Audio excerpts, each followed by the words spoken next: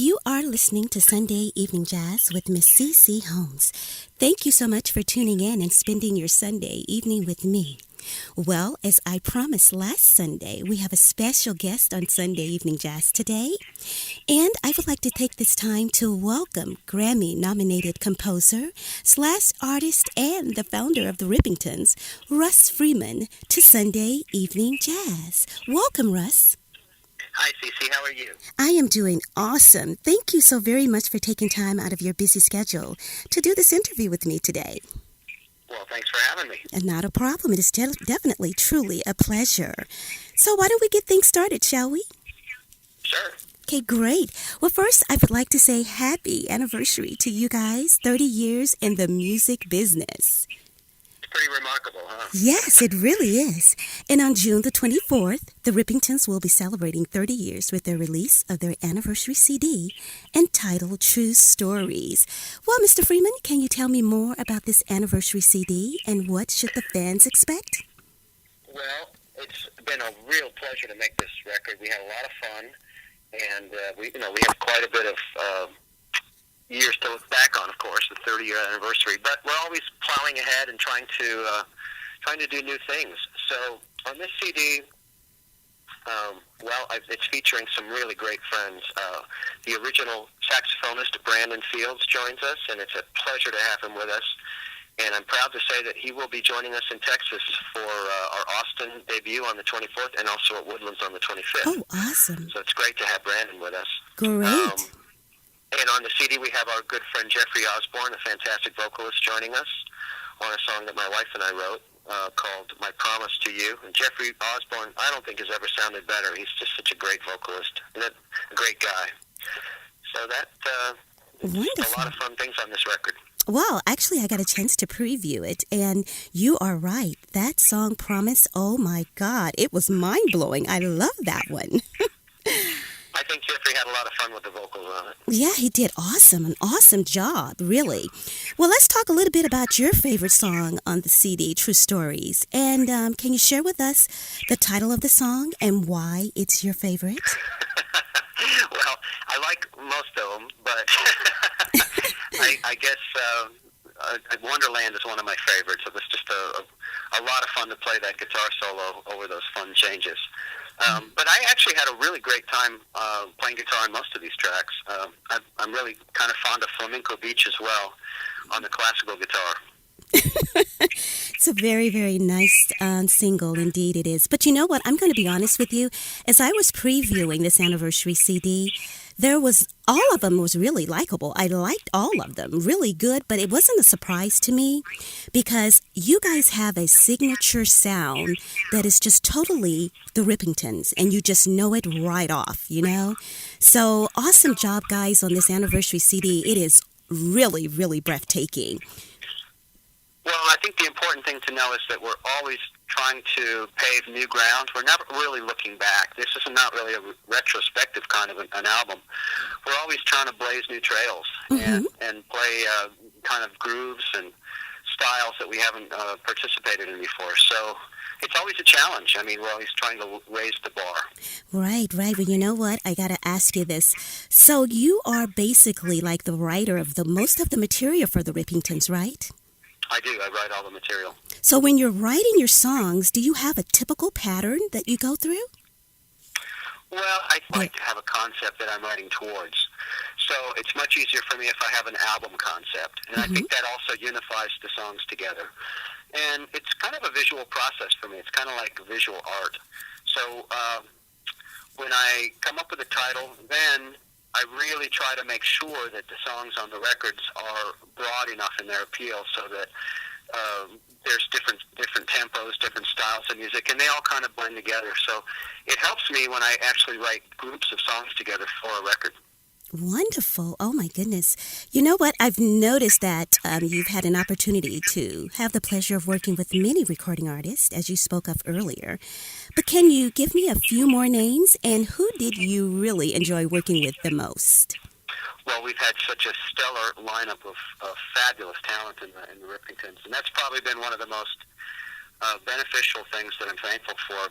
Really fantastic players like Joe Sample. The late Joe Sample was kind of a hero, really. He was a wonderful musician and a great human being.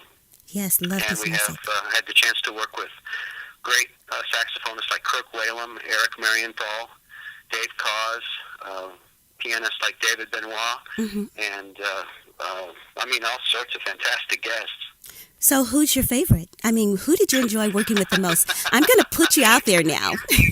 My favorite, in terms of just like one musician? Well, you know who I really, really miss? I really miss Carl Anderson, the singer. That he was just an unbelievably talented human being, and he taught me so much. He was on the first several very early Rippingtons albums, and I remember we would play concerts together, and I really missed him for the 20th anniversary. Even if he had retired, I would have pulled him out of retirement and forced us to record with us. Yes, his music is definitely amazing. I do enjoy his music indeed. Well, you know what? As I was reading your bio, I understand that I was a bit surprised to learn that you're not only an amazing guitar player, but you also play the keyboards. Well, it's funny, when I went to college, the professor said, you need to learn keyboards if you want to be a composer. And I tried. I mean, I wish I could play better, but I've been hacking my way through keyboards since I was a kid. And it's funny because I'm known as a guitarist, but I spend most of my time writing on keyboards. Wow, you look at that. That is amazing. I was really surprised to learn that. You know, so which is your favorite? I mean, do you favor the guitar over the keyboards? That's a good question. I am known for playing stringed instruments, and in the past several years, I've added to my arsenal of kind of unique string instruments in my world travels. I bought a baglama, and I featured that on our last album, Fountain of Youth. So I kind of really have rediscovered my love of string instruments, and primarily maybe because my guitars have aged so well. I mean, they're just so fun to play. So I think there's a more personal element that I've got with the guitar. But I really like programming keyboards and playing them, and I mean, it's all fun. I enjoy it all. Wonderful. Well, you know what? Before we move on with this interview, I just want to give the listeners a friendly reminder that Russ Freeman and the Rippingtons will be performing live in concert June the 25th at Do-Si-Do in the Woodlands, Texas. For more info, you guys can visit dosido.com. Now let's get back to this interview, of course, with Mr. Freeman. And it's really funny that you mentioned that we were talking about your favorite instrument, which is actually the guitar, because I understand that Patrick Cummings presented you with an awesome anniversary gift. Can you share with the listening audience more about this exquisite gift? Well, it's a 30th anniversary iGuitar that he custom built for me to my specs, and it's a really beautiful instrument. I'll be featuring it, I think, in Texas. I'm going to try to bring it out. It's got 13 pins, so it's actually guitar synth. I play through guitar synthesizer technology, which has amp modeling, and it's got different sounds like MIDI keyboard sounds. It's also got split coil and single coil and tremolo, floating bridge. So even though it's a Les Paul style, you've got all these different technologies. It's got 48K USB, and it's got a piezo pickup. So it's got everything a guitar player could want in one guitar. Wow, I bet. It's a Army knife of guitars. I just really love playing it. And it's beautiful, too. Beautiful It's gorgeous. guitar. It's a beautiful gold top. I mean, it's just a remarkable instrument, and I think it's exciting because I'm encouraging guys to go to Patrick and have him build them one. I mean, he's a fantastic luthier, and it's just such an easy guitar to play and a fun guitar to play. Oh, I bet indeed. Well, you know what? I cannot end this interview, and I will not, without talking about the Rippingtons' beloved funky mascot, Jazz Cat, who appears on every album cover. Very, very, very snazzy. Could you share with us who designed it and what's really behind the story of Jazz Cat? Well, Jazz Cat is drawn by a genius who lives in Atlanta, Georgia, whose name is Bill Maher. And Bill Maher is an artist who put this artwork out in the early 80s, and we actually saw it and called him up and asked if he would be willing to draw a new Jazz Cat for us when we licensed his original piece, and he drew the Kilimanjaro CD. cover after we did Moonlighting. And so every year we'd call him and say, hey, Bill, what about doing a new Jazz Cat? So he's gotten this really like 30-year history with us. Wow. And it's funny because he's such an accomplished and very famous artist, but he's such a great guy. And I love his drawing. And it's funny because in this instance, I realized how much he's influenced my vision of art just by working with him for 30 years. So he's a tremendous guy. Yes, indeed, and very gifted. Very gifted. Well, let's talk a little bit. I think what's fun about this particular cover is he's got the Jazz Cat in comic book style. It's a pretty compelling piece of art. Yeah, quite snazzy. I love it. Well, let's talk a little bit about your humble beginnings, shall we? What age were you when you actually started playing the guitar? And who were your musical influences? I was 10 years old when I started the guitar, and my dad turned me on to playing classical guitar. So he would take me to a very, very great teacher who taught me a lot. His name was John Pell, when we lived in Nashville, Tennessee. And having lived in Music City, USA, was kind of a really fortuitous thing for me because I got exposed to so many different styles of music in that town. And so I kind of started off more towards acoustic guitar, kind of like Gordon Lightfoot, James Taylor style. And then I gravitated more towards electric as I got older, maybe in my teens and early 20s. Mm-hmm. Mm-hmm. So actually, with you, being in your teens and whatnot, who would you say was your musical influence, during that time period? Well, I really loved the guitar playing of Larry Carlton. I love George Benson. I mean, all the jazz guitar players now that are very popular were an inspiration to me when I was a kid. Pat Metheny, all these wonderful players. Wow, yes, George Benson's a good one, and all of them that you just mentioned are all very, very well-known artists indeed. Well, I tell you what, can you share with our listening audience some of the awards presented to you and the Rippingtons over the past years? Well, I think we've won a few, like, let's see, what do they call that? BMI Awards. We've won some video awards. We've gotten some Grammy nominations. So just a smattering here and there. Wonderful. Well, awesome.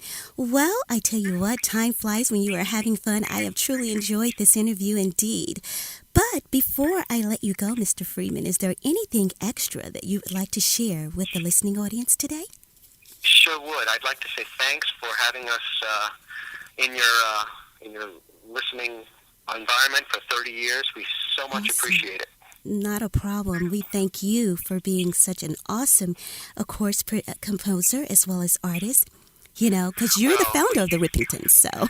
We really enjoy it, and we look forward to seeing you at the Woodlands. Absolutely. Well, once again, it was truly a pleasure having you on Sunday Evening Jazz today, and I will see you June the 25th.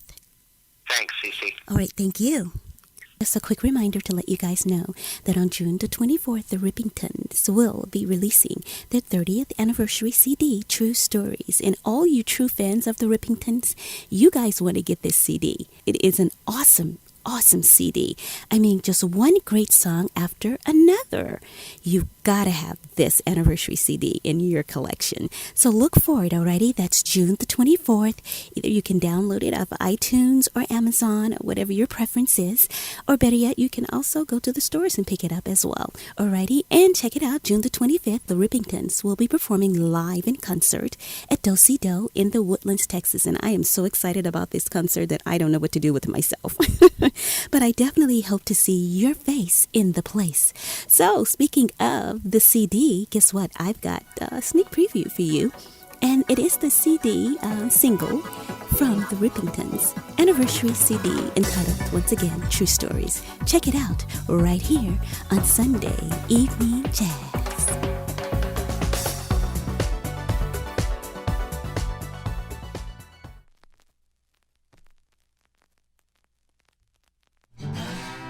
Thanks for checking out this production on Lone Star Community Radio, Montgomery County's radio station. For more information on this show and other shows on Lone Star, check us out online at irlonestar.com. If you're interested in sponsoring a program on Lone Star Community Radio and reaching the local audience of Montgomery County on FM, internet, and TV media, please call 936-647-5747 or contact us online at irlonestar.com.